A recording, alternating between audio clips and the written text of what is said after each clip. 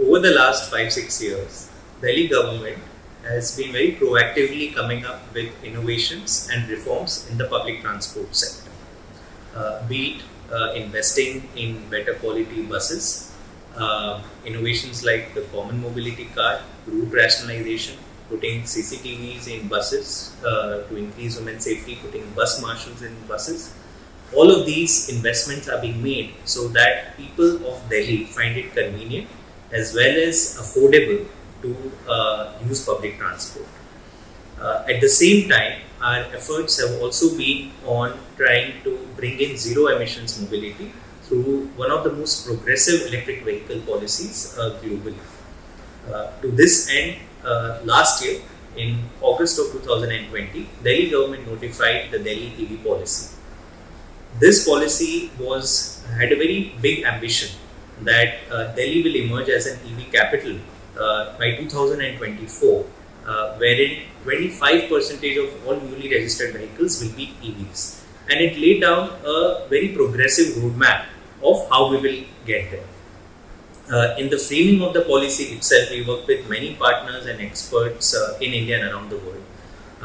WRI, we've been having a long association with WRI for many public transport reforms, but also during the conceptualization stage of the EV policy. Today, Delhi's EV policy has 4 or 5 major pillars. First and foremost is financial incentives. We are giving generous financial incentives, especially for 2 and 3 wheelers up to 30,000 rupees, and for 4 wheelers up to 1.5 lakh. We are also giving non-financial incentives. We are encouraging electric autos to be registered in Delhi. We are promoting bike taxis. Many of these reforms are still in progress, but with the coming of these reforms, the entire sector for EVs is looking like it will be opening up in a very big way. The third important pillar is charging infrastructure. We all know that charging infrastructure is one of the big reasons why EVs haven't taken off in India. Again, over here, Delhi government is undertaking many efforts. We've already come out with a tender to set up 100 public charging stations at very prominent parts of Delhi.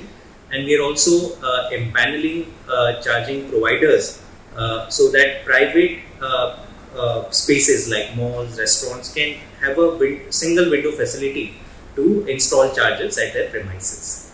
At the same time, we are also looking at aspects of battery recycling and disposal so that eventually the promise of environment-friendly transport is realized.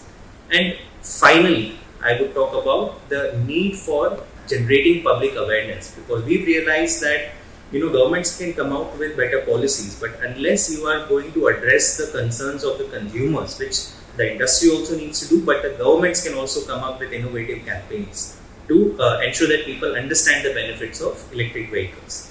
To this end, earlier this year in February, with the support of WRI, Delhi government launched a very prominent campaign called Switch Delhi, where we are encouraging people to move away from polluting vehicles and adopt cleaner electric vehicles. It was an 8-week campaign, multimedia campaign through TV advertisements, radio spots, hoardings, and outreach to community organizations like RWAs.